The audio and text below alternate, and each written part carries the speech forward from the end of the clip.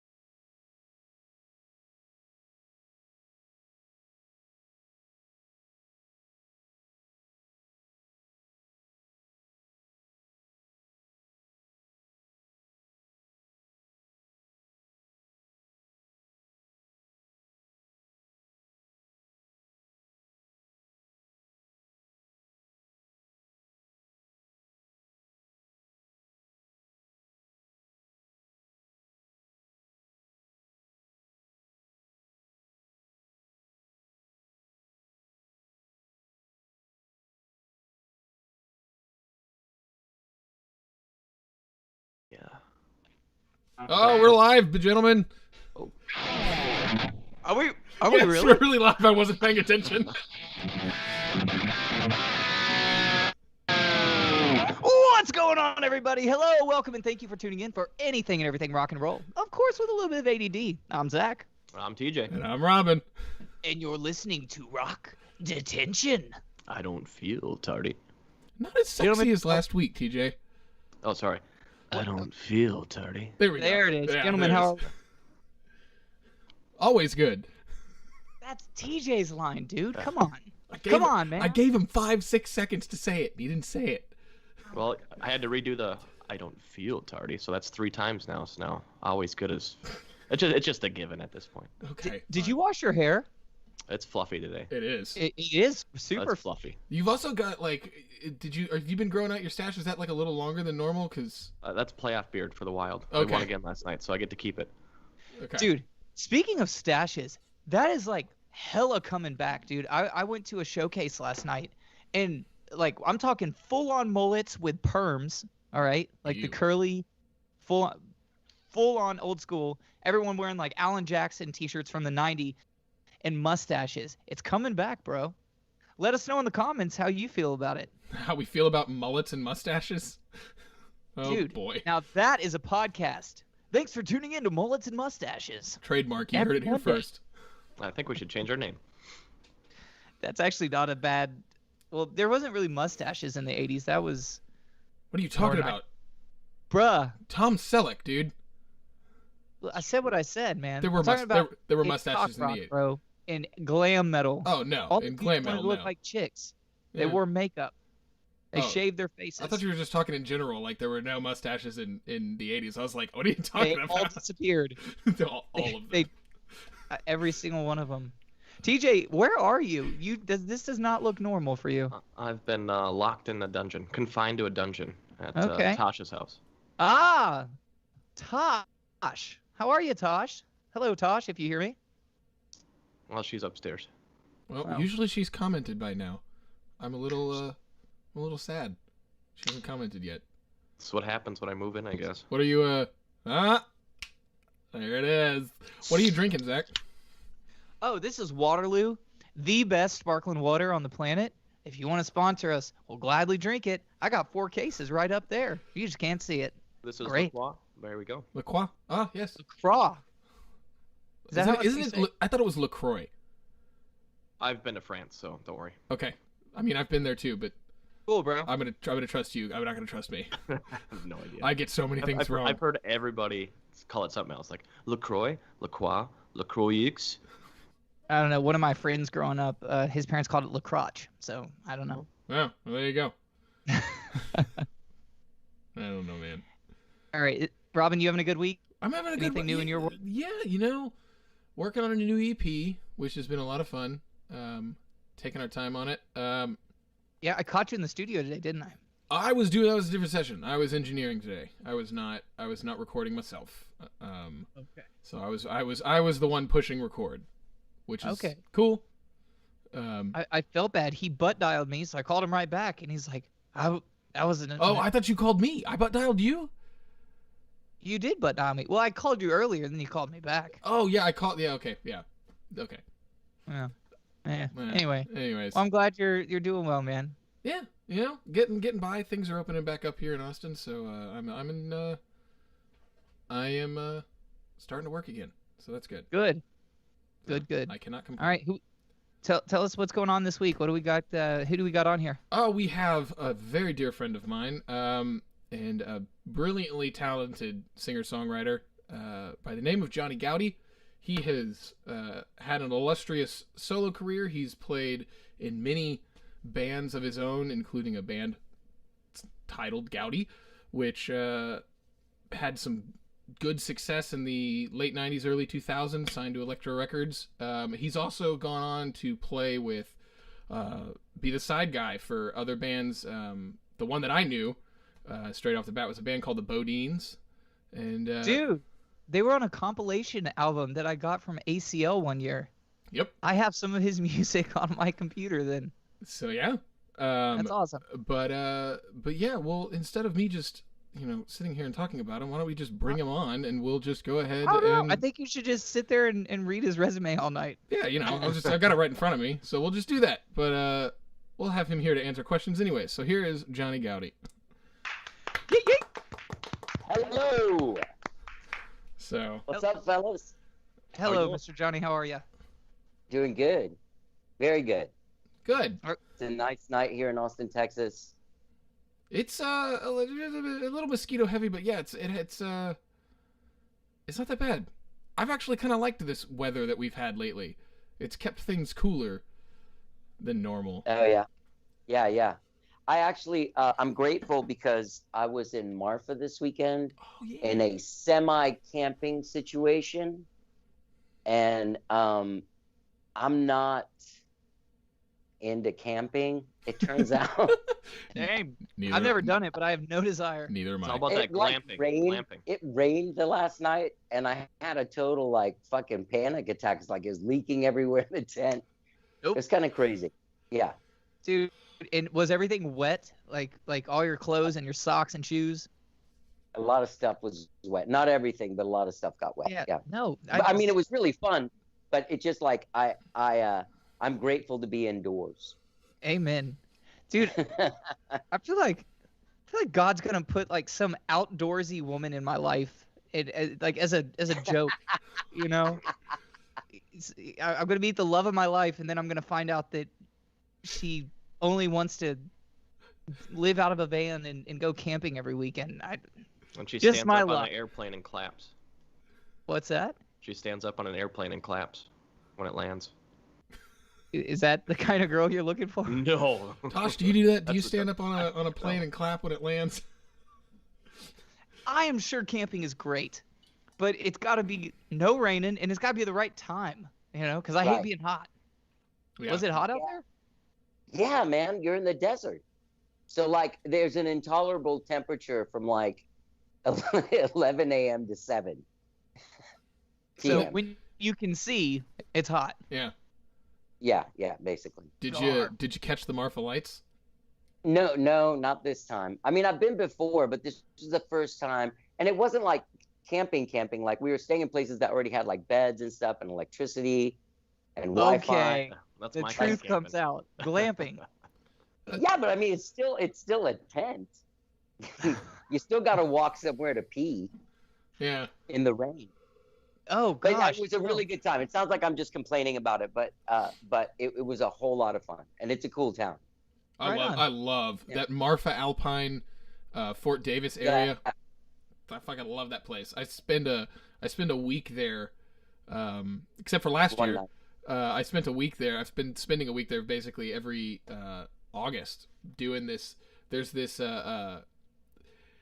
It's kind of the best way that I can describe it is it's kind of a church camp / family reunion retreat thing, and it's been going on out there for 129 years.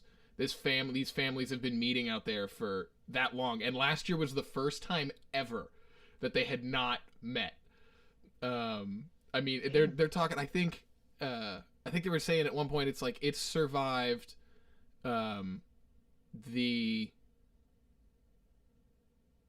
would it have been? I can't think straight year wise, but would it have been the Civil War?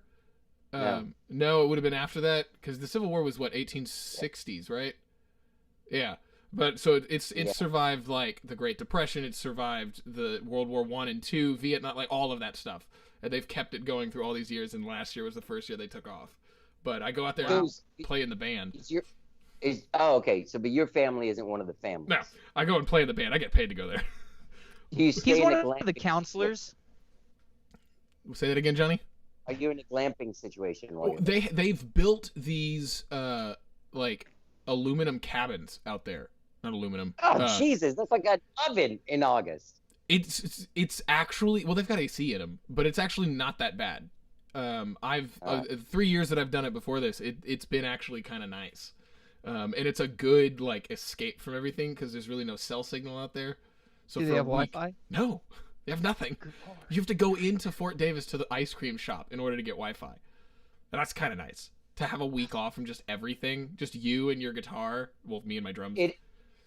Right. And this is the thing too, is that it is cool to be out in the middle of nowhere. I mean, and it is. But I live like walking distance from downtown. Yeah. So it can get like a little like, what's going on, man? Where's the, Yeah. Where's the why don't bar? I go to this place? Yeah, yeah. Where's the bar? Wait, so when you're out there, did you ever go to the Lost Horse Saloon? No, but I saw it when I was leaving yesterday. That's my favorite bar in Marfa. Yeah. It's just like a dirty little dive bar, and the owner of the bar is a guy named Ty, and he is about 6'4" and about 110 pounds soaking wet. And he's got this big, huge handlebar mustache, and he wears a patch over his eye. And he's just older than dirt. Is it a biker place? I think bikers come in there, but I don't think it's known as like a biker bar. But they're like one of the few places in Marfa that constantly has music from out of town. Right. And sometimes it's like an absolute amazing band. And then sometimes it's like we've been in there and it's just shit. Like, who gave these guys Well, now a that gig? band's not going to be on the show, Robin. Well, I'm not going to say which band it was. Well, maybe there's only one shitty band there, so people will use process of elimination. Elimination? Elimination. It's a new word, elimination. Eliminating Good llamas. Lord. Okay, I got to rewind real quick. I've been wondering all day. I've been saying Goudie, but it's Goudie. Yes. It is. I used to say Goody before I met him. I was like, Johnny Goudie. That's why I made the title of the episode Johnny B. Goudie. Exactly. Well, see, like I had written some jokes that I was gonna use, but now I can't do them because it's Goudie. Let's just at least hear them. Well, shucks, man. Like they're not gonna be funny anymore. The people watching think it's Goody, or Well, gosh, now it's not even fun. I was gonna ask you if you're a chef at all, because if you are, you should have your own.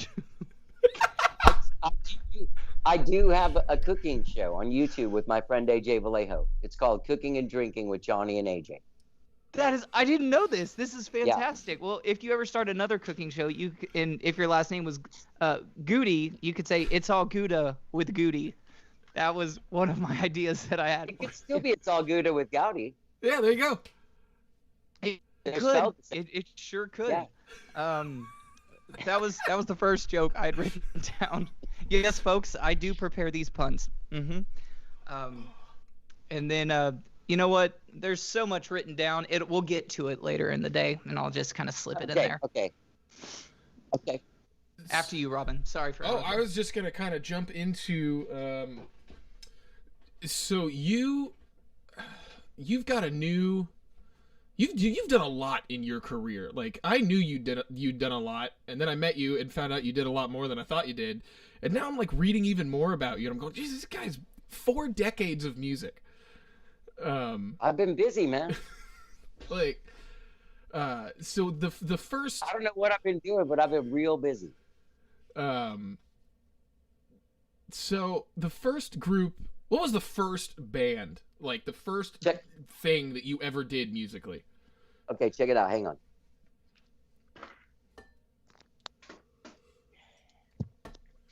It was when I was 14 years old. And I don't know if you can see this. Can you? Is the ring light? Yeah, that ring light. There we go. That's a good angle. Oh, is that you? So that's me at 14 playing my first gig. Wow. At this girl Kayla's birthday party. Nice. Do you still Did you go on to date Kayla? No, never. No, she's still one of my dear friends. Okay, right on. She actually has a place in Marfa. She was not there this weekend though. Oh. Do you still have that Strat? Yeah. No, it's actually a Squire Bullet. Oh. Zach? Yeah. What year was this? And, I got the Squire Bullet in '83, but that is like, or maybe no, that's May of '83. Wow. See, I didn't know Squire has been around that long. Squire Bullets, man. Yeah, baby.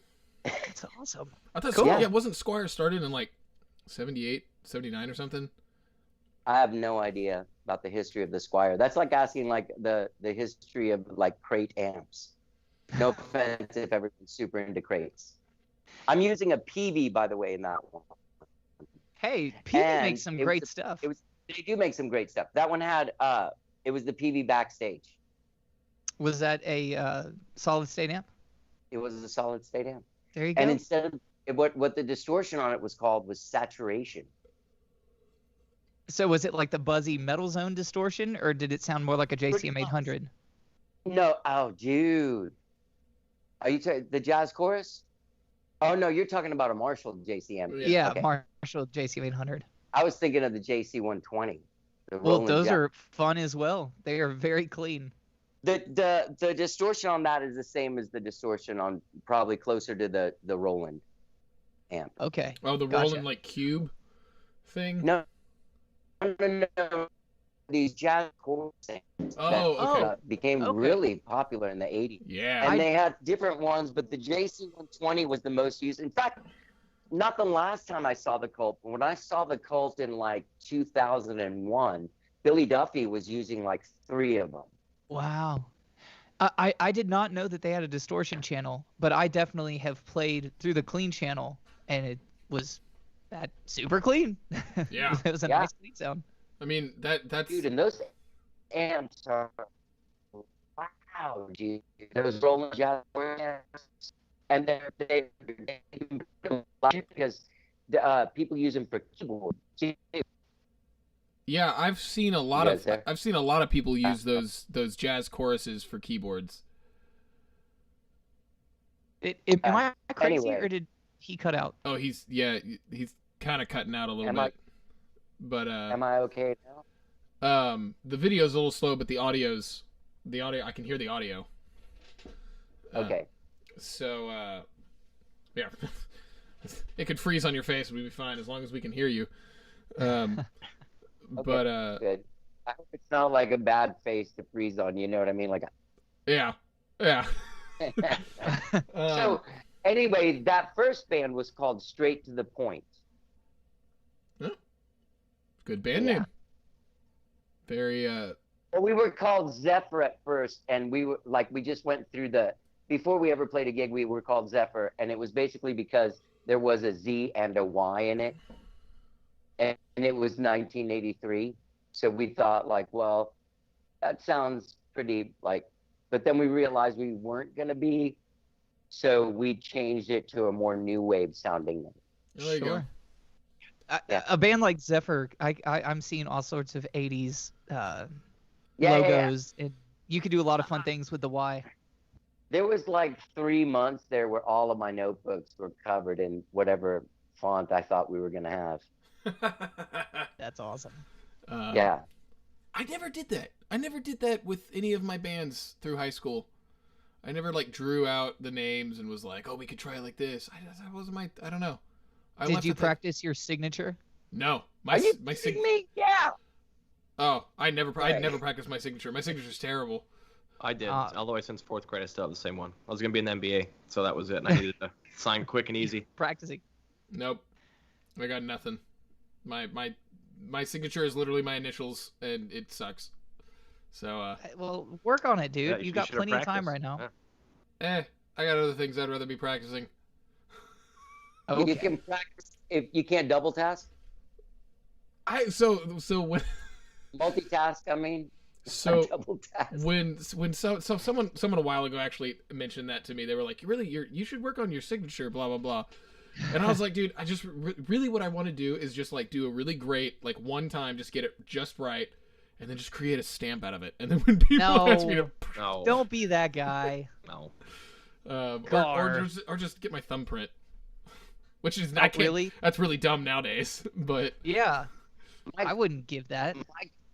My current driver's license has the best signature I've ever done, and I'm really proud of it. mine's terrible. And that was on a digital, right? Yeah, yeah. Yeah. That's Yeah. That's pretty impressive. You should you can scan it into your computer and make a font out of it if you like it so much. Oh, you know what? You're right. Yeah. Just saying, that's the nerd in me. The worst is signing on a computer. Yeah. What's funny is that With the a best, trackpad? Yep, forget it. The best one that I did was on a trackpad. Dude, you must have a horrible signature. It's horrible. Now, you grew up in Florida, correct? Well, I was born in Miami. That's Wikipedia is a little bit off on this. I was born in Miami, And then when I was like 3 months old, we moved to Houston because my mom's parents lived there, but both my parents came from Cuba, Right. and all my grandparents came from there, except for my paternal grandmother was born in England.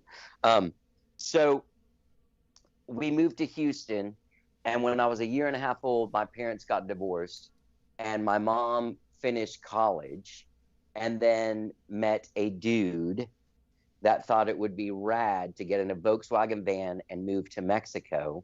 And so from like 4 till I was 7, I lived in Mexico and Nice. traveled around a lot. Yeah. What city? Well, we lived in this town called Fortín de las Flores that's in the state of Veracruz. Uh-huh. It's a little bit in from the beach, like west of the beach, a couple 100 miles. Okay. Cool. Yeah. I bet the. Are you So, sorry. I was gonna say. are you fluent? Yeah. Oh, you are cool. Yeah. I've the music down there. I bet was fantastic. Yeah, man. I remember like, parties and stuff. And we would go to San Miguel de Allende where a lot of Americans have moved there and lived. And there's like this art community there and stuff there, like American art community. But there was a singer named Pedro Vargas that my grandparents were friends with. And my mom and her sisters were friends with his kids. And I was friends with his grandkids. And we would go there. This dude was like amazing, like tenor, like a real kind of like the time of Bing Crosby kind of singer. Yeah. I was actually just listening to him before we talked. I definitely want to. I definitely want to listen to him at some point. After Mexico, we moved to Conroe, Texas, like outside of Conroe, in this little town called Grangerland. And then like I moved around a lot, like started moving around a lot. Like then I moved to Lake Tahoe and lived there for I think like 6 or 7, maybe 8 months or something, and then moved to Marin County to this little town called Nicasio, and then we moved to Houston to the Woodlands, and I lived there from 4th grade to 9th grade. Right. That's where I had my first band. That's where I played Kayla's party. Right on. Yeah. Hell yeah. Yeah. Wow. Dude, talk about all these small towns and then big city of Houston. Yeah. And Right. Woodlands is not that far from Houston. No. It's just like 45 minutes north of Houston. Right on. I've got some friends that live in Woodlands. It is gorgeous. Yes. Yeah. It's really nice. It was a cool place. Like we moved there in like 1978, so it was still like a young Woodlands. It Sure. hadn't really been discovered yet, but it had all these bike paths, and I could live like I did when I was a little kid, where you leave in the morning and you come back at dark. You know what I mean? Sure. That's the fun. beauty of being in these small towns. Yeah. I feel like, unfortunately, those days are kind of leaving us. Yeah. Do either of you guys have kids? None of us do. TJ and Zach? No. Okay. All right. No. How old are you guys? I'm the oldest at 31. Okay. I'm the second oldest at 31. And I'm the Okay. youngest. I'm the youngest at 31. I'm I the think middle we're child. literally like all within a 6-month period. Because I know Zach's in October, TJ's in, and I'm in November. Wait, what's your TJ's birthday, Zach? I'm sorry. What's your birthday? October. October. You don't say the date? Oh, 17th. Sorry. Oh, cool. Mine's the 14th. Really? Yeah. What's Yeah. up, Libra? Yeah, baby. So how are you guys so into a style of music that is like a generation ahead of you? Well, we were born in the 80s. Yeah, So- we were all born in '89. Technically, You, yeah. barely. Yeah. Sure. No Still offense. counts. So where mine came from was I play 80s hair metal for a living, and I started that out in Vegas back in 2004. Who have you played What? with, Zach? Oh Lord, Do it- you know a cat named John Lombardo? that sounds very Scott? familiar. Sounds Is he familiar in to me, too. Vegas? Yes. John Lombardo. I will look He him up. has a weekly like hard rock metal show there. So, but wait a minute. I know. So, were you into doing hair metal or 80s metal? Well, I fell in love with it in 8th grade with I discovered Ozzy Osbourne, and then that just led down a rabbit hole of Whitesnake and Poison and Motley Crue, and then I moved to Vegas and I was a part of an 80s hair metal band, so I learned about Warrant and the cheesier the better. You name it, I probably love it. And it's the only music that really makes me happy, especially when I'm playing it. And that's where the love came from. It started back in 8th grade. That's just good vibes all around. And then my parents, like, I grew up, like, Sweet Child of Mine was huge when I was growing up, or like when I was about to be born with my mom. And I remember they had the Appetite for Destruction album, like that went around. But Appetite, I always play like 1, 6, and 9. Welcome to the Jungle, Paradise City, and Sweet Child of Mine. Then I got older and I was like, this whole album's awesome. Yeah. And like it just kept going from there. Go down the YouTube wormhole, find bands you never even heard of. I mean, dude, this friend of mine that I grew up with came to my house one day, and we were going out or doing something, and I got in his car, and he was like, "Hey man, have you heard Guns N' Roses?" And I was like, "No." And he put in the tape, and just that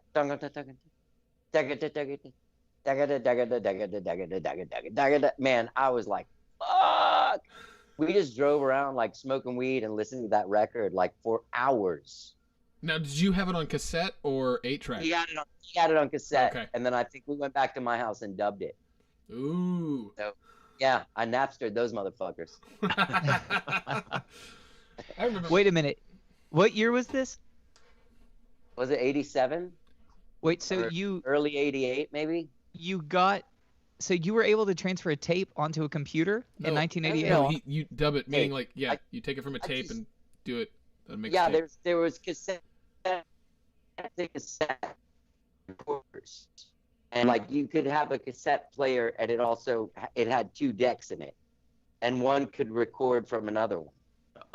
Okay. So when Yeah. you say dub, you made a copy of it. Yeah, that's Yeah. dubbing.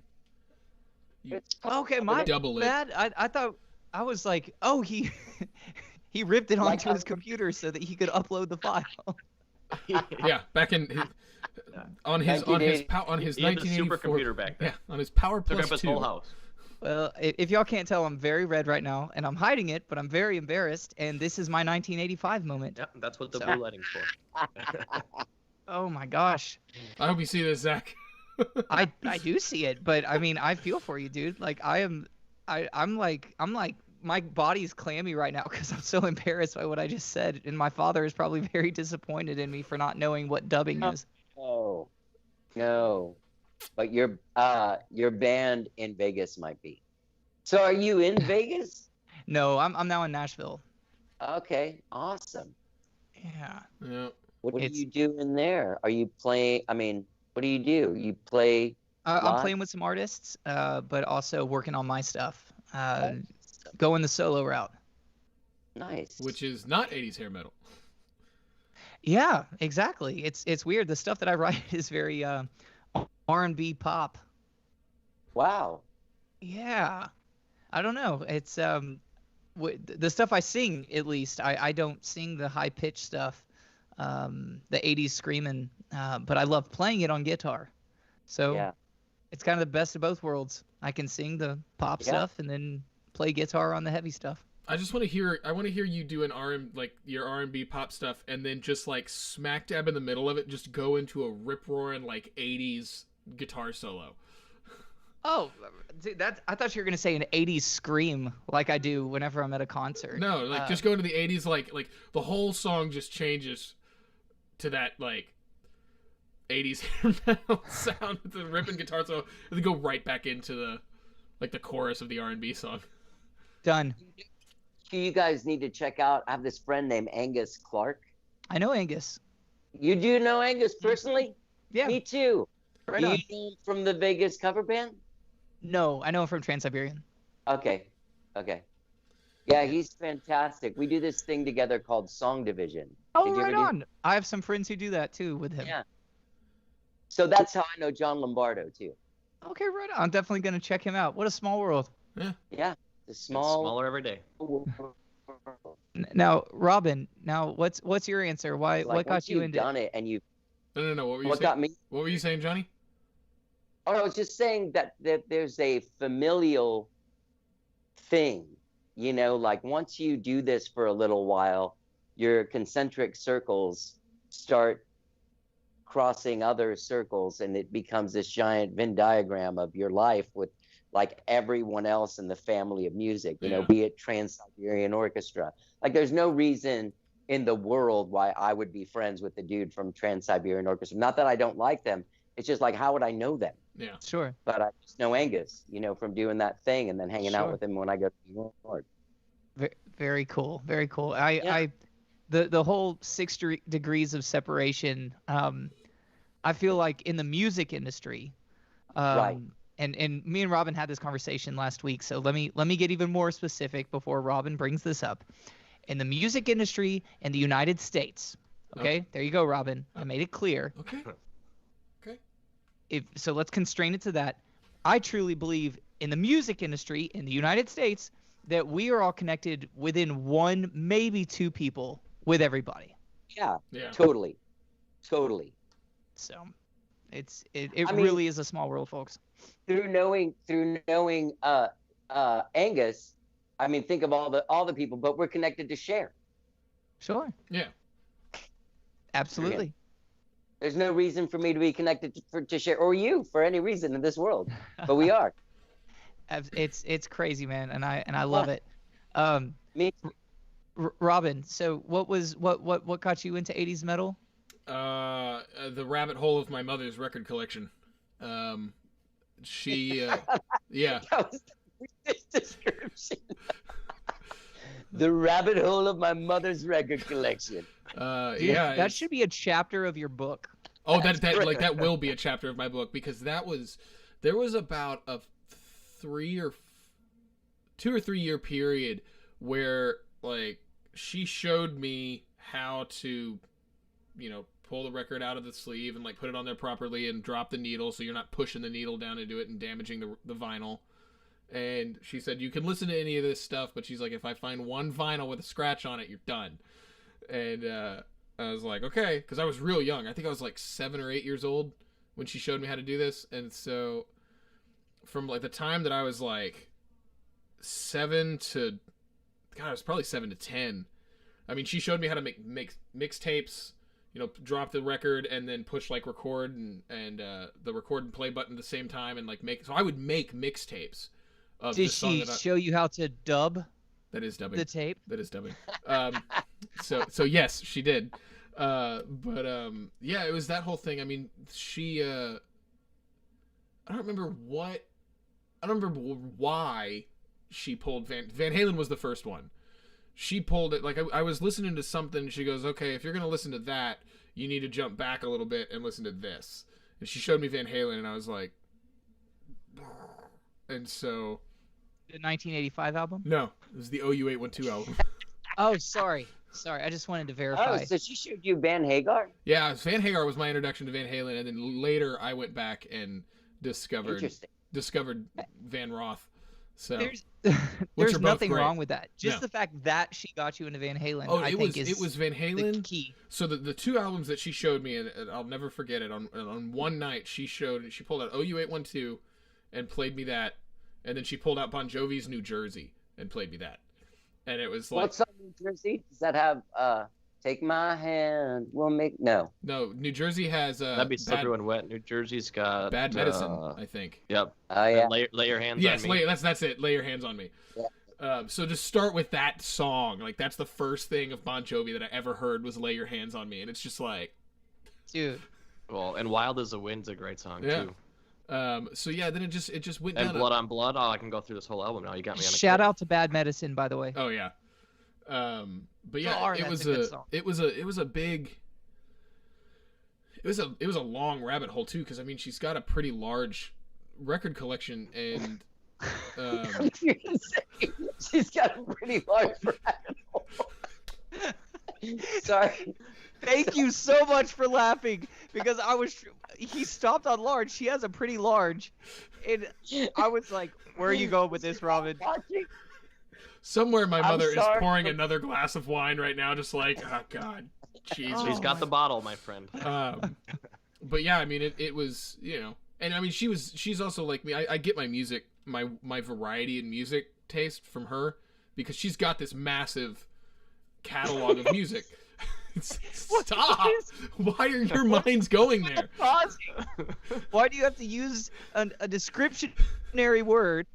A descriptory word? Is that the word? Is descriptory a word? A descriptive word and then descriptionary. pause. Descriptive. I think a descriptive word. Yeah, Use a descriptive word and then pause. because it's just the way that I'm speaking. Okay, let me see how you say Maybe get your mind out of the gutter, people. Robin. I have Why really does it make huge... me laugh so hard? Like, look, in years I'm 52, but I'm still always like 13. Oh yeah. Yeah, okay. Oh God, that made me laugh. I'm glad that I can make you laugh. Man, well, okay, I have some more. TJ, where did you get into 80s hair metal?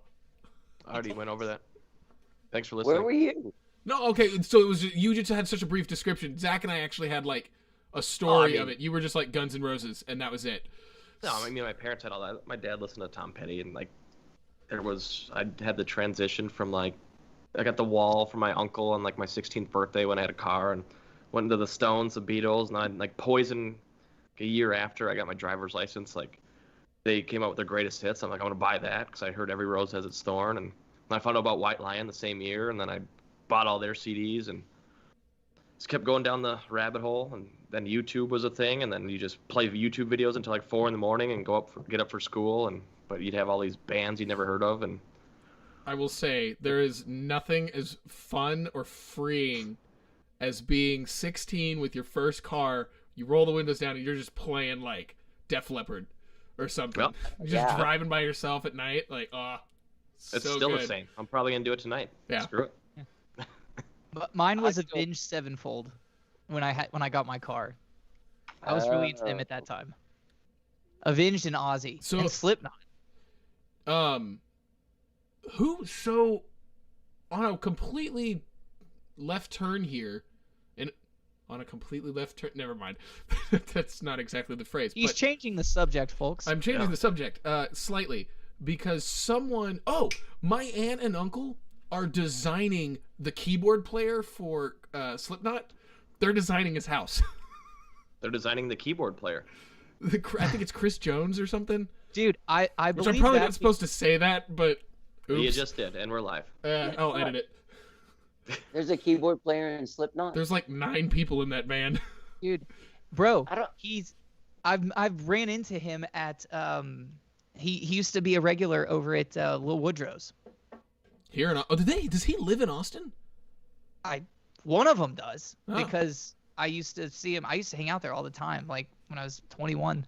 We need to get him And, on our podcast. Yeah. Yeah. I've heard he's a very interesting man. Like, Have you guys seen Slipknot live?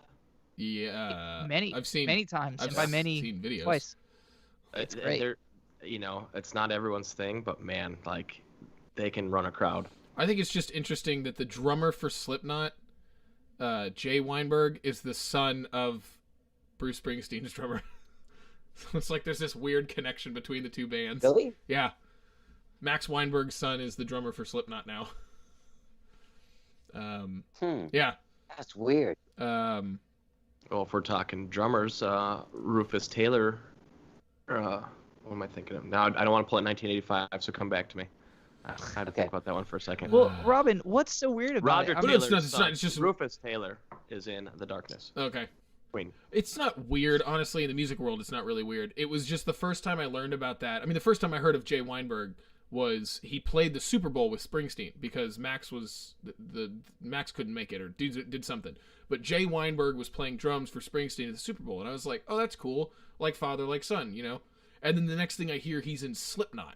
That's just two completely different styles of music, and it's Sure. It's just Well, like look- weird. I don't know. It was weird for me at first, but Look at my father, who plays classic country, and then I play heavy metal. I know but I also did. That's always how I've known you, though.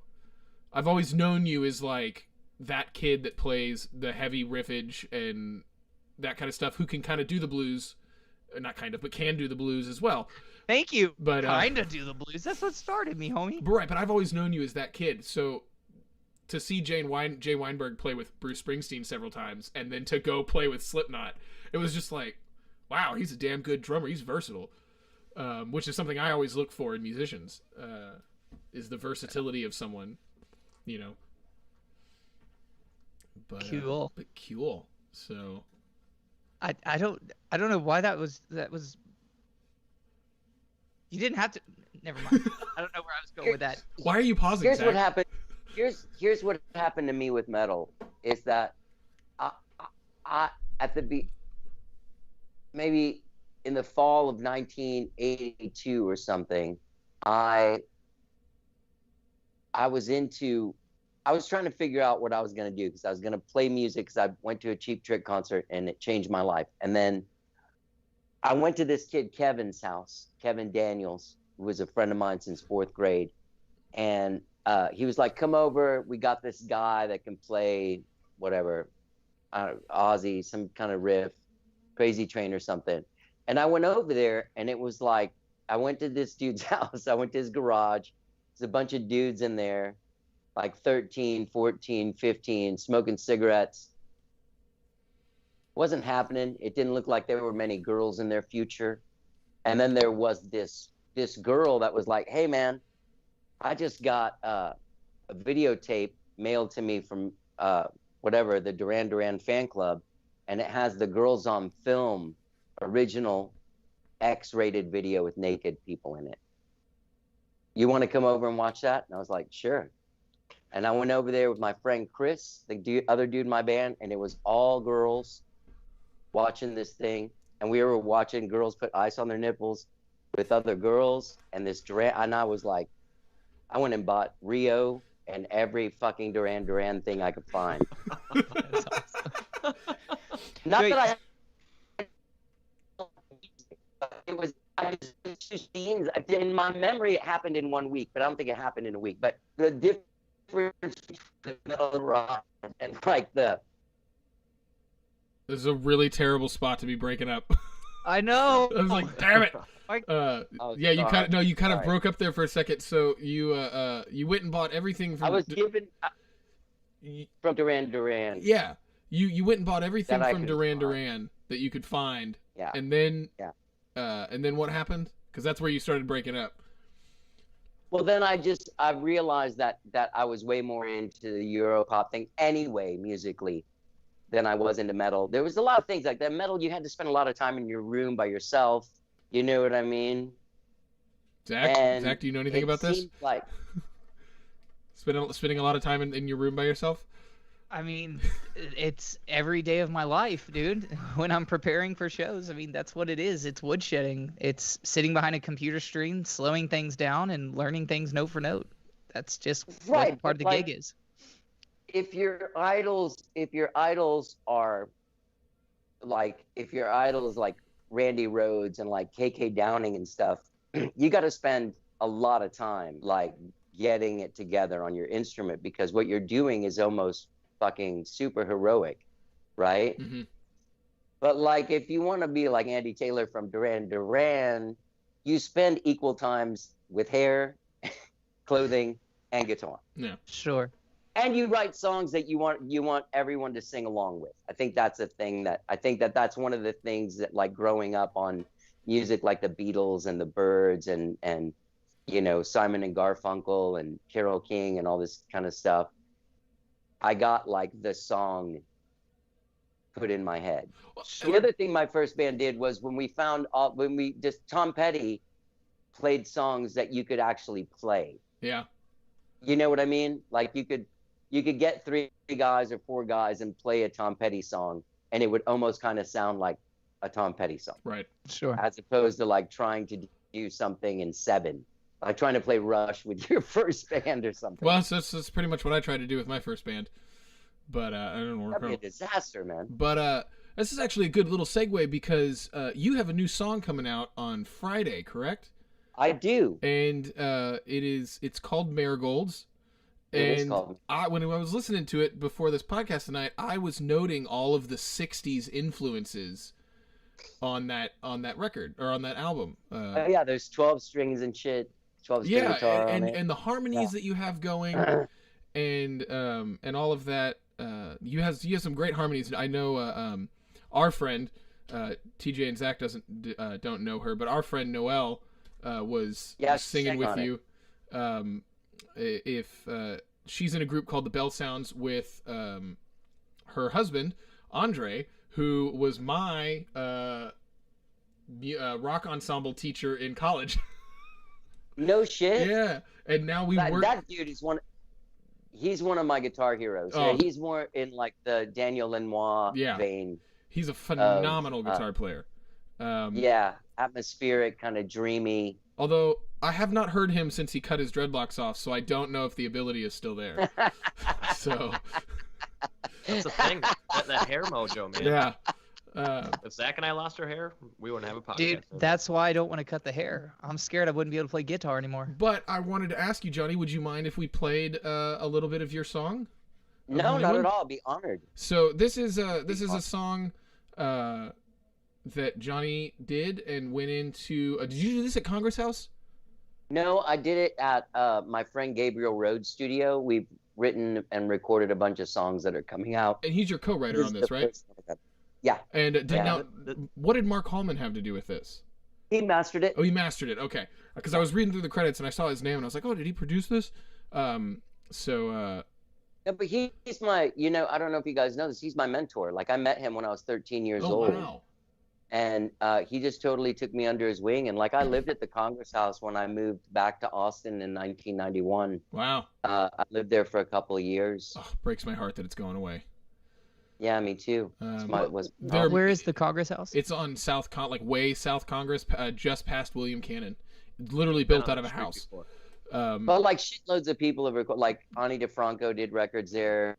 Oasis did B-sides there. Didn't Carole King work there, or did he just work with Carole King? He produced a couple of Carole King records. Yeah. So yeah, Mark's been around. Mark would have some stories. Oh yeah. But and it's closing down like no, due they're to just COVID? moving. They're moving. Yeah. So so yeah, this is a sample of probably about a minute and a half of all the way through the first chorus for Johnny's new song called Marigold.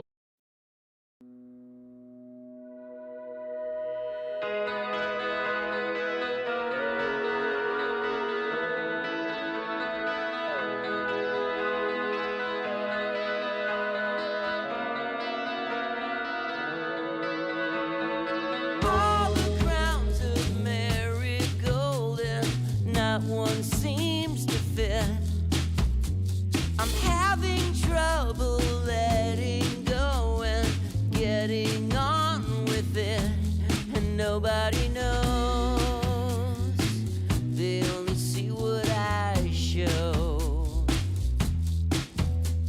Minutes turn to hours, somehow hours turn to years. Another new day, asking myself, how did I get here? And no one can see, no one can. Waste of time, shuffling cards with catastrophe, read between the lines. If you look hard enough, you'll find me. Somewhere. So that was a cool little sample of Johnny's new single that's coming out on Friday. There's a line in the chorus. What is it? Is it shuffling cards with catastrophes? Is that the line? Yeah. Yep. That's a great line. Thanks. I bet that's Gabe. That sounds like Gabe. Maybe it's me. I don't know. I mean, how long ago did you record it? Well, we recorded it back in like August, and we wrote it in July. And it kind of like, it's the first song I wrote during that time that like I live in an apartment by myself. And I think when we wrote it, like I had broken up with somebody at the beginning of COVID. And then my dog died. I was 14 years old. And I was just hanging in my apartment. It's just kind of like a song about like hanging in there. Yeah. Wow, God Try bless to you. hang in there. Yeah, And this was 2020. 2020. Wow. Yeah. The year, Man. the year we don't speak of. Yeah. Dude, you could have Hindsight's 2020. written some country songs as well out of some of those things Oh you yeah, just no shit. said. Yeah. Yeah, in fact, a lot of people said that to me like in July. Yeah, dude. Dog died. That's why Gabe was like, man, let's just write some stuff. That's good for you, man. Well, Yeah. I'm excited for you. Robin, did you say you sent it to us? Yeah, that's in an email. I did so. Okay. So for those watching, that got to hear that, the way that our program is set up, they can't hear it. Only I can hear it. Should I not have said that? I should have just texted you. Did you? But the best part was that I neglected to tell them that when I played the song, all that was on the screen was the album cover or the single cover. So they're like awkwardly like sitting there like dancing around, and then they're finally like Love so, that chorus, man. Yeah, That's a slow song, Zach. Oh. So. By the way, Robin, you missed a perfect opportunity. You came in like a radio host, and you should have been like, "This was Johnny Goudie with another goodie. Thanks for tuning in." You're right. I missed it. I failed. I am firing myself. Zach, where was the joke? Where was the pun? You Dude, missed the actually, pun. TJ, well said, Yeah. sir. Well done. I tried. That was a Done. Zacharific joke if I've ever heard one. All right. We'll Okay, get better. I have Right. some more questions. All right. So your first band was Mr. Rocket Baby, or not your first band, but you had a band called Mr. Rocket Baby in Yeah. Early on. Austin, and then you started a band called Skyrocket. What's with the rocket motif? I actually joined Skyrocket, but it was called K-Tel Hit Machine. I didn't come up with Skyrocket the name, but I did come. It's just coincidence. Okay, Not just some curious. Like obsession. I have to go see a therapist about. I'm sorry, I just heard see a therapist. You cut No, out. no, not a phallic obsession I have where I have to see a therapist. about. Oh, okay, righteous. I was like, did I really just bring up like something bad on air? Oh, man. Leave it to me, dude. Seriously, I am the king of that stuff. Like I'm the one who will ask the one question that triggers something, and Oh, wish I wouldn't have asked. I have. Yeah. Anyway. Oh, But, there was a question that we had from a gentleman by the name of Benny Ford. Oh, And he Benny. wants to He's a good know. guy. He says, how long did it take to record your album Effects of Madness? He said he's been listening to it all week and it has a magic to it. He's just very curious about it. Oh, thank you very much. I don't know, maybe a couple of weeks, but Benny, there's some stuff that I like. Part of that. Okay, so that's the second Goudie record, and came out on an independent label called India Records. And I haven't, for some reason, I need to put it up on the streaming services and stuff, but it's like nowhere, unless you got the CD at the time. And there was a bunch of stuff. The band had half our band left. Like the Peep Show version of Goudie, the drummer and guitar player left the band. So we went to do our second record. It was just a 3-piece. So I had started recording stuff on my own, and some of those tracks so like I'm playing drums on half of a couple of songs. Like there's 2 drummers on it. The drummer we ended up getting, who's Nina Singh, this amazing drummer who had moved here from LA with this band, The Borrowers, in the 90s. And I played with her a lot, and she has a really great feel.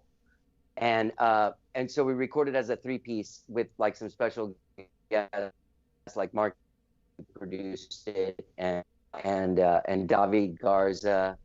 I think maybe that's it. Patty Griffin sang on it. Wow. And yeah, I don't know, Benny, maybe 3 weeks, a month. I know that I drank a lot of ginger ale, and we used to play Scrabble at night. I remember that much. That is something that I really would love to experience, is just that like solid 3 weeks or a month of just being in the studio, and that's all you're doing. You're just recording, you're just writing and recording music for some new album.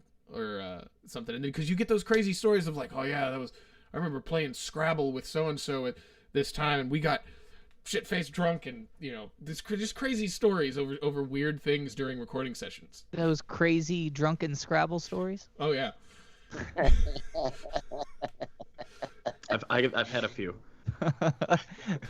Dude, my grandma loved Scrabble. My mom and her sisters and brothers, they always played at family gatherings still to this day. It's a fun game. I can't get into it.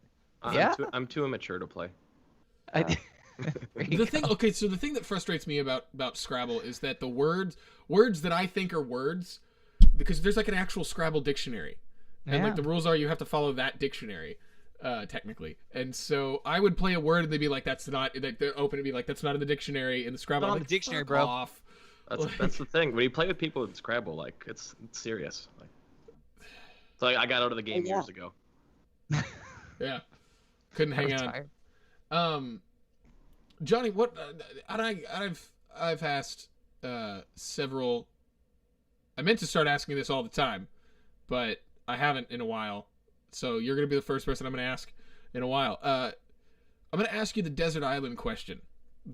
You're stuck on the desert island. You can only have 5 records. That's it. My rules are no compilations, no like you can't choose now music or anything like that, like a compilation or anything. And you can't choose. Like, I don't think he would have. I know, but I'm saying, like, I'm just in general, like that would be awesome. But you can't choose greatest hits albums. It has to be like true albums of stuff. So Okay. Yeah, Zach and I both had Kids Bop 3 on our list, and it got. yeah, cut that off. It's hard for me. I don't know, man. And it changes. Like we've had people who've been on it and be like, it'll change next week, but for right now, this is what it is. So mine. Okay, so right now, shit. I've been listening to Selena today, and I wouldn't take her, but now that's what I call music. OG Selena. Yeah, Selena. OG Selena. Like Okay, right on. yeah. Yeah. Okay. Obviously, Duran. No, actually, I wouldn't. I would take My Bloody Valentine Loveless. Okay. Because I couldn't live without that album. I would take Sly and the Family Stone Fresh. Oh, great one. I would take oh my god, the Beatles' White Album, All right. because at least that has a whole lot of songs on it. And that's one of my to die for albums that I can think of. I mean, right now I would say Prince, Sign of the Times. Okay. And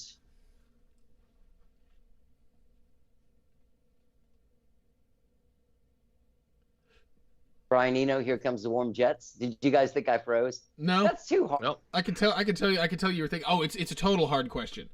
And that's why I ask it.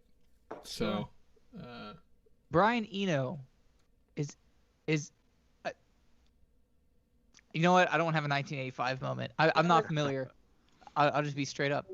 He's not like, as an artist, he's not popular at all, but he's massively influential. He had like a rock star career with a couple records in the early 70s. He was the keyboard player in Roxy Music for the first few years. And then he went on to do all of this very experimental music. He kind of invented new age electronic music, like one note pulsing for a long time. Sure. What was he the one that did? It was an instrumental thing, and the word starts with an N, and it's a Native American word. But it was like this video thing where it was I can't remember. I think it was time lapsed, where it was like a shot of it. Like one of them was like a shot of a building, and then it just like time lapsed, and then all you saw was like one light turn on in the building. and that was like the whole clip or whatever. But the music for it was. I could see that being a thing. I mean, then he went on to produce like Talking Heads and U2 and Coldplay. Yeah. And he also like he did all this weird stuff. Like he did this music where he would make tape loops of different tones in different time periods, and he would run all the tape loops. They'd be at different lengths. Mm-hmm. So as the tape loops went, the melody and the notes that were happening on all three of the loops would change organically because of the length of the loop. And so eventually you're not making the music anymore, the machine is. He did a lot of like weird heady shit like that, but he also had a couple really good like weird pop records in the early 70s. Sweet. Yeah. Now, so when I heard Eno, I was thinking there's an Eno in Austin. Is it? Yeah, Jim Eno. Yes, with Spoon. Drummer of Spoon, and he's a producer as well. Yeah. Okay, that's who I thought you were talking about at first. So thank you for elaborating. Yeah. He's a great dude. Yeah. Really nice. I've been over there. It's a cool studio. Oh, you have? I have. Right on. Well, thank you. So I'm going to rewind real quick because there was a couple of other questions I had. So I had read that so you were on Electra Records for a short bit. Did you ever get to work with or meet Ulrich? Oh, yeah. He Lars? signed my band. I spent the night at his house. I jammed with him. I have recordings of us playing. Like me and him and Bob Rock. Wow, you got to jam with Bob Rock. Whoa. Yeah. The legend himself. Yeah, I mean, we got signed, and he came to Austin to see us. Wow. And we played for him in a rehearsal room, and then he took us out for Mexican food and to a strip bar. And yeah, we used to talk on the phone all the time. We had a few years, like we were like, I was signed to that label from 1998 until 2001. Wow. Yeah. That's cool. That's really neat. Yeah, that was one of my questions. I had to know.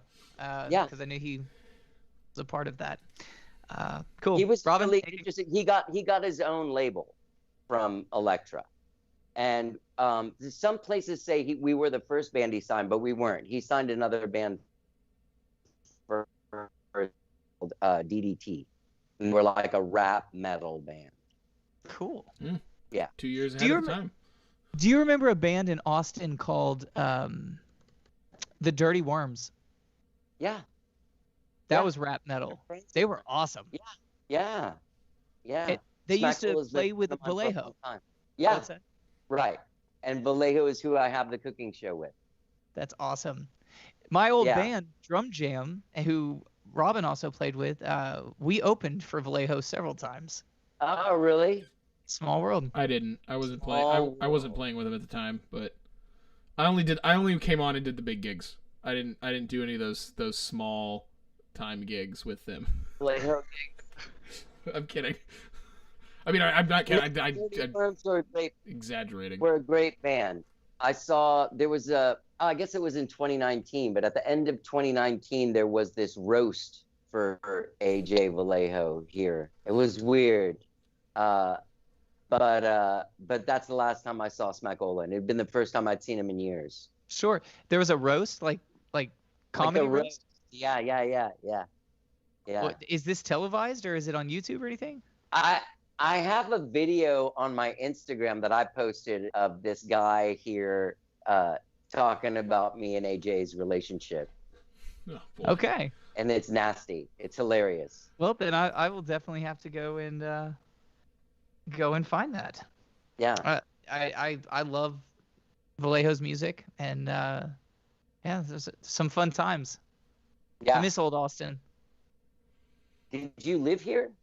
Yeah. Zach and I went to high school together. We went to Lake Travis High School. Oh, okay. Yeah. So Zach is you probably grew up going to Heart of Texas Music. Yeah. That's Zach's grandfather. No shit. Ray Hennig was your grandfather? Yeah. Yes, sir. Wow, that's amazing. That's where I bought that fucking Squire. Oh, well, thank you. Yeah. You're welcome. Probably got you some diapers because those things were like $140 or something. Sure. Well, I wasn't born until 6 years after you bought it, but I'm sure somewhere it bought some diapers. There were a couple of guitars I bought there, but I don't have them anymore. But yeah, man, I love that place. I'm sorry it's gone. You know what I thought was ironic? The company that destroyed that whole. I know exactly what you're saying, and I texted him the day I saw it. The irony of you life think it's so funny, Robin? Well, he thinks it's funny because I'm saying it too. But I thought there was this painful and disgusting irony that the company that destroyed that whole strip center, was called Heart of Texas as well. It was. When I first saw that, it was like this. It was one of those things where I was just like, all right, God has a slight sense of humor here. This is. I mean, that's like when the Saxon Pub, if they ever tear down the Saxon Pub, like the company that tears it down is called the Saxon Pub. Yeah. Construction. Yeah, Saxon Construction Absolutely. or something. But it just. You're the only other person to ever notice that. And the neon sign, the famous neon sign, is still it's inside of whatever the office building is. Not office building, but I guess the front office for those apartments or whatever, because people have sent me pictures of it. Oh, really? Mm-hmm. Well, that's kind of cool that they kept the sign and keep it lit and everything. And use it to propel their wealth. Sorry. I don't know. It's a little more disgusting. I don't know how I feel about all of it. But anyway. Well, sorry, man. Your granddad was always really nice to me when I went in there. I appreciate that. He's a good man. Was a good man. Still is. Yeah. Rest his soul. Yeah. All right. Wait, Robin, keep going. I want to make sure I didn't forget any questions. Jason. Oh, sorry. I was going to say I got an off-topic one before I forget. Okay. Johnny, being two Cuban parents, living in Miami, even if it was brief. Did you ever have Cuban sandwiches and any recommendations? Because I love a good Cuban. Check this out. There used to be a place called the Texas Cuban, and it was a food truck that was on Lamar. But there's a place called Cuba 512 that makes a pretty decent sandwich. But there's a place called La Sabrosita that's up on Runberg. That's a Mexican place, but they make a Cuban torta sandwich, which is like the pork and the ham, like the Cuban sandwich with the pickles and the mustard.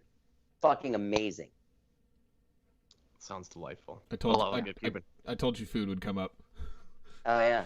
We were talking about that. I'm just glad TJ said something, because I think that was one of my jokes. I was gonna bring up the Cuban sandwich, but I'm glad TJ did it instead of me. So thank you. So they're so good. So everybody knows that song. I think it's called, what is it? The Cupid Shuffle? Yeah. Yeah, I thought it was the Cuban Shuffle. Robin, I have video years. of you on my phone dancing to the Cupid Shuffle, so quit saying you don't know what the hell No, it I is. know what it is. I always called it the Cuban Shuffle for years, until someone was like, you know, it's the Cupid Shuffle, right? And I was as Robin's eating a Cuban, dancing to it. Down, do your thing. To the left, to the car. Zach, I don't want to know what videos you have on your phone with me in it. I don't want to know. I'll tell you this. Don't piss me off. Did you guys ever read the book The Dirt? Yeah, I own it. I've seen the movie. The movie is good. But my girlfriend and I, when we were driving to Marfa, we were listening to it. Have you guys ever heard the podcast Wind of Change? After a Scorpion song? Yeah, but it's this guy that's like a writer for the New Yorker, has a friend that was in the CIA that's like, the CIA wrote that. And so he does a whole investigative 9 series on it. Anyway, we were listening to that. And then I was like, I got The Dirt by Motley Crue. And she was like, oh yeah, let's listen to The Dirt by Motley Crue. So we listened to their childhoods when we get to Marfa and stuff. And yesterday when we're leaving Marfa, it got into when they became Motley Crue. and it just really like became so disgusting, and they were just so shitty Oh yeah. that like we stopped listening to it because it just started to be a bummer. Yeah. Oh. They were weird. Well, the movie's good. I The enjoyed movie cuts They out a cut lot. out Yeah, some the stuff, movie yeah. is good. The movie cuts out stuff though. Like they don't go into everything. Like what he's talking about is like with the like Nikki Sixx in the early, that guy was a shitty person in the early 80s, and he even admits it. He admits Oh, it in yeah, his, know him? man. he admits it in his biography. Like he talks about how he's like, man. But Now he's not going to want to be on the podcast. oh, I think he. I had just talked to him yesterday too. Yeah, and I was- if he comes on the podcast, he would probably tell you be the first person to say it. But you grow up and learn. But yeah, it's like my friend saw The Dirt, and he was like, yeah, man, it's a good movie, but they leave a lot of stuff out in the movie. Yeah, they do. I highly recommend that Wind of Change podcast. It's awesome. Yeah, I They definitely even do that. talk Several to told me. Snake Sabo. they talked to who? Dave the Snake. They got Snake. Oh, cutting out a little bit again. Always at Yeah, the first time.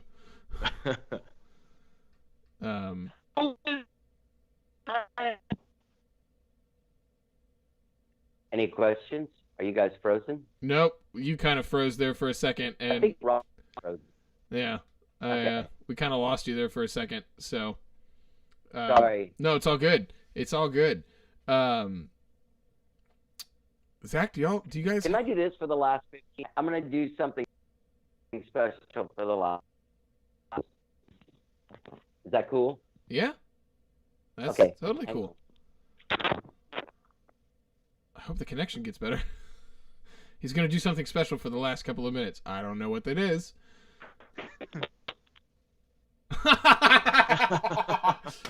Yes. Dude, I didn't know you had long hair. Yeah, all of a sudden, John. Yeah. Wow, you were really quick at growing your hair out.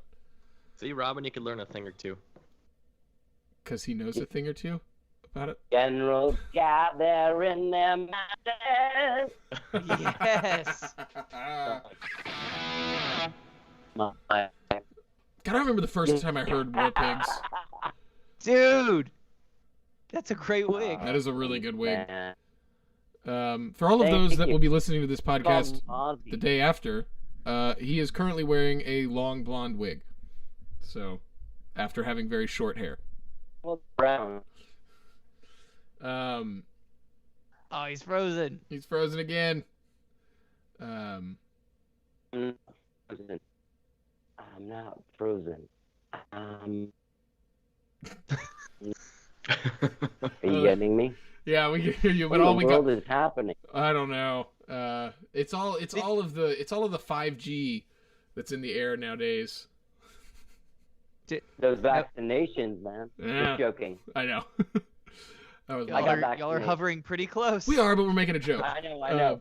Well, you know, Robin and I got together and wrote a song Yeah, we wrote in person. yeah, and it was shortly after my it was after my second vaccine. I was late to the writing session the first time You were late to the writing session. because I was in line. I stood in line so long to get the vaccine. Like the first one had gone by real quick, but the second one, for some reason, the line just took forever. And then I got stuck in traffic in Austin because Austin has traffic. But it didn't hit you till the next morning. The sick. I actually didn't get that sick from it like some people do. Some people it knocks them out. Like my mom was just down and out the next day. I felt that my muscles ached a little bit, but I got over it pretty quickly and had a fever for about like a minor fever for about 2 hours. Took a hot shower and I felt great. And the next day, this is the weirdest thing. Everybody that I've talked to has said the same, or most people that I've talked to have said the same thing. The next day, the second day after getting the shot, they felt amazing. Like they could go like run a marathon. They had all this energy and everything, and I was like, that's the way I felt. But yeah, the shot caused me to be late to our first writing session. But we wrote a good song. I need to actually keep mocking that thing up. I started it, and then Austin decided to go, hey, everybody's going to start playing music again. And I'm like, oh, I need gigs. So, but I think we're drawing a close towards the end of all of this. Do we have any last minute questions for our? Do we have any last minute questions, boys, for our beloved illustrious guest? I'm sure I have plenty, but the Cuban one was on my mind this whole show. I like that one though. That was the most meaningful question to him, TJ. Well, hey. Well, you know what? In honor of the sandwich, I think tonight I'm gonna gonna play the Cuban put shuffle. mustard and pickles on my sandwich. Do it. Yes. I had Because I had one of those. I had there's a place here in Austin called Firehouse Subs. oh, I love it. And Those are good. they don't they put the pickle on the side, but their hook and ladder has The pickle in it. No, the pickle's on the side of the sandwich, but the hook and ladder you can put it on there. The hook and ladder is the one with like the spice. It's got the mustard and the all the right meat stuffed in there. Here's the most baffling part about the book The Dirt. Those guys didn't want their girlfriends to know they were cheating on them. So they would go to this place that sold like $1 burritos. And they would put their privates into the burrito so that the girls wouldn't know they had been with other cheating. How weird is that? Oh. I'm gonna need to read that. So many other ways. I can think of so many other ways that are just different than doing like having. Yeah. I'm gonna need a to burrito before. I'm gonna need to read that and to like get It some more also- context to it. It also seems like if you came home and you like smelled a burrito down, that would be even weirder than you know what I mean. And plus, who goes around? I don't know. It's all weird. It's all That would weird. disturb me. I have never heard that. It's I very read the book. disturbing. But then It's again, very it may have been weird if they smelt minty fresh down there, or like see. palm olive. I don't know. Their girlfriend would be like, "You smell too good. What are you hiding?" So, I don't know, Uh, dude. I've done tours where you don't get to shower every day. It ain't pretty. yeah. No, it's not. It's Do you ever when rub I a was in burrito Mr. all over to Rockababy. smell better? Mr. Rockababy had two frontmen, and me and the other frontman tried to see how long we could go without showering. I can't remember how long we went, but it was days. I'm not proud to admit that, I think my record is like but I have. I think my record's like a week and 2 days or something like that. Dude, when you're in college, yeah. Gar, wait, but you had a shower that you could have used. Oh, I lived in a house that had a working We shower. didn't have a choice, dude. We were in an RV, and our guitars were in the shower. Like, it was storage. You could have pulled the guitars out, put them in your bed, taken a shower, and put them back in there. No, that's not how it works. Okay. You shower at We the had KOA, hotels, but we had at the KOA. the RV park. Good old KOA. I love KOAs, dude. Great Wi-Fi, great showers, super nice people. RV folk are my people, man. That was one of the greatest tours. Like, they all wave to you. It's like a brotherhood. You know, when you drive by another RV, you do the wave. It's awesome. I A lot of love golf RVs. carts. Oh, yeah, dude. Love it.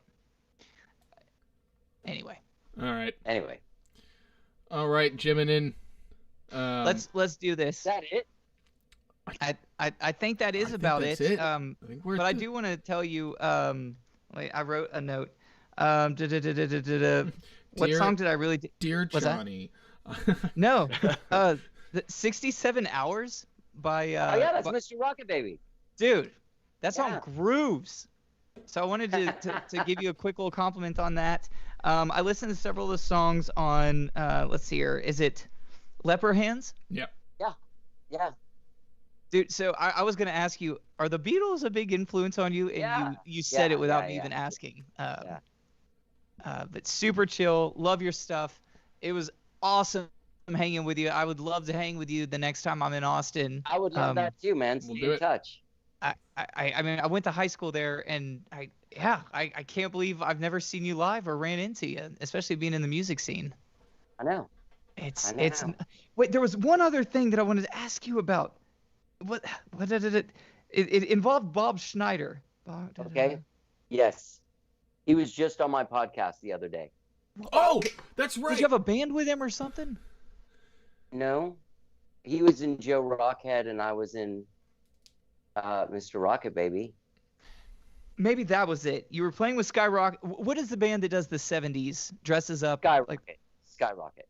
and then you would play with Bob, like y'all played on the same bill. No, but he used to come see us play. Okay, maybe that was it. You know what? Forget I said anything. I wish I would have known about that band because I would have been there every week. That sounds fun.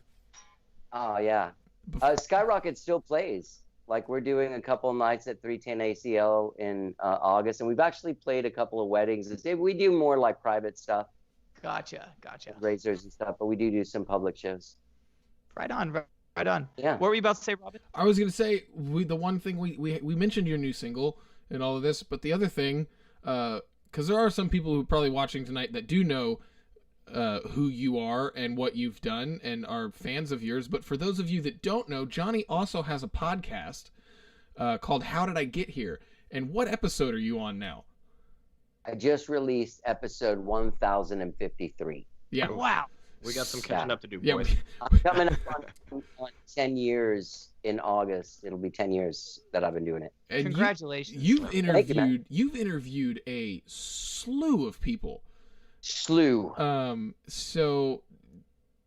take a moment and for all those listening, and go find his podcast and listen to it, and because you do a great job at interviewing bands and people and finding out, just having a real good discussion with them about their life and how they got to where they are, and it's always real fascinating for me to learn. I love learning about the people that I really like.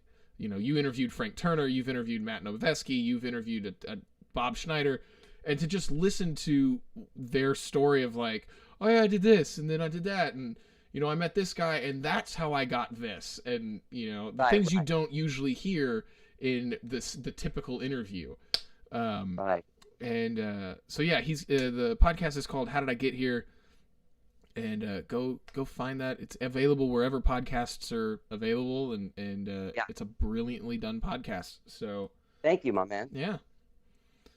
Well, you guys do a great job with your podcast. I watched the Pauline Reese episode Oh, before you even asked me to be on it. I think I watched it while it was happening Oh. live. well there you go. Wow. Thank you, Johnny. Yeah. You were one of the watching now on the bottom of the screen, so thank you. We do appreciate that. Dude, alrighty. Thank you very much. For everyone who tuned in, thank you so much for being here. As Robin said, sorry. Can I plug something really fast? Absolutely. Please. Playing this Friday, May 28th in Houston. This gig just came to me. I'm playing with Brennan Temple's band, Temple Underground. Ooh. I'm opening for them. And I think Brandon's going to be playing with me too. Like I might just have drums and acoustic guitar. Where's the gig? In Houston. It's at Rockefeller's in Houston. Rockefellers. Okay. And I'm also doing a show with my band, which is like Gabriel Rhodes on guitar, John Shipman on drums. I don't know if you guys know Harmony Kelly. Yes. From Oh. Kenny. She'll be playing bass. Oh man. And my friend Alex Chod, who's in this band called Yate, that's like a yacht rock band. I love him. You love Alex Yate. Chod? Yes. Oh, me too, man. I love that guy. Dude, Yeah. I'm gonna see him tomorrow. Oh my gosh, his what is it called? He released a single, not the most recent one, but the one right before it. Time wasted. Yeah. Dude, That's fucking great. that is right out of the 80s, one of the greatest songs of the year. Yeah. I posted the crap out of it. He is awesome. Tell him I said hello. I definitely will, man. So that 310 show is Friday, June 25th, and the Bell Sounds will be opening. Who we mentioned Righteous. earlier, and Yeah. I love both of them. So Yeah. we're gonna have to. Yeah, you can click on Spotify or wherever you get the music. So Don't forget to check his new single coming out on Marigolds. Friday. Marigolds and well hell I'll probably go to the 1 and 3 at 310. I've been looking. Yeah. Now that everything's kind of opening back up a little bit more, I need to get out, and I didn't realize how much I missed how truly I missed live music. Like I knew I missed it, but then like to go and see it for the first time, I'm just like, I was like almost in tears. I'm just like, oh my God. Me too. I'm just like, Jesus, like I miss this. Yeah. So, but yeah, I'm glad you remember that too, because I totally you had gigs coming up, and I. Yeah. Got Sorry, I knew. No, that's great. I want you to No, plug I like those. to shoot the shit though too. Yeah. New Thank single. you guys for having me. Thanks Yeah, for new being on. singles, shows. Go to johnnygoudie.com. There you go. Find all the shit there. Everything There's is. links to Skyrocket, to the podcast, to the music, to the place. All right. Man, he's better at this than we are, golly. Well, I would Smash that hope. subscribe button. I would He's just hope gonna have to that. sign us off every week. Yeah, I would hope that after 1,000 episodes of a podcast, he would be pretty good at it. Absolutely. All right. Folks, for everyone who tuned in, thank you so much for being here. Be sure to go find Johnny on all of his socials. Go see his shows, buy his music. And thank you for all the support. Have an amazing week. God bless you. We'll see you very soon. TJ. Hey, love you guys. Thank you for tuning in. As always, thank you, Johnny, for being here. Love to grab a Cuban or 18 of them with you one day. See your shows. Everyone check out his stuff, as Zach said. Follow us. Do the subscribe thing. Do the same for Johnny. He's a little more experienced at it than we are, but, spread the love. And I over don't to you, do mine Rob. live. So you guys have balls. We'll take it. We'll take it. Yeah. But I still have a high-pitched voice. We didn't say they were big. So so we're gonna for all of those listening, we are going to be taking a 2-week pause, reassess a bunch of things. This semester has come to an end. It fits perfectly because the school semester just ended. Everybody's graduated all their stuff. We'll be back in the 3rd week of June with new guests, new stuff. Hopefully Zach and I will finish the theme song, or we need to write that. Like, we actually need to finish that thing. Jeff Plankenhorn messaged me the other day and was like, dude, I keep thinking of things for that song. I was like, well, send them over, dude. You got a recording place, send them over. But it's been a lot of fun, and yes, for those of you wondering, those are fully automatic Nerf guns in the corner. For none of you wondering. Everybody was wondering. I'm working on some songs with Jeff Oh man, he's for wonderful. an EP he's putting out in a few months. He's wonderful, man. He was. Yeah, he is. Nah, I love that guy. But yeah, that's it. Class dismissed. Are you sure? Yeah, class dismissed. Okay. Thank you again, Johnny. Thank you, guys.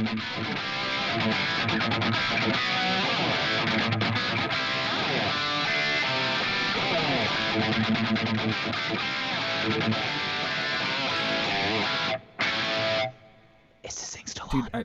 we've been over this. How many episodes have we done?